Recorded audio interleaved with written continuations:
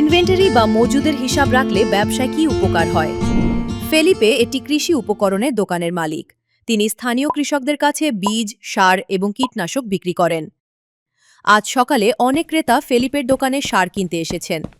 তার দোকানে পর্যাপ্ত বীজ ও কীটনাশক থাকলেও সার সম্পূর্ণ শেষ হয়ে গেছে।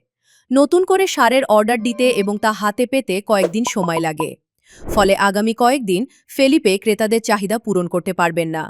তিনি আশঙ্কা করছেন সার কিনতে ক্রেতারা অন্য দোকানে চলে যেতে পারেন। ভবিষ্যতে এ ধরনের পণ্যের ঘাটতি এড়াতে ফেলিপে কি করতে পারেন?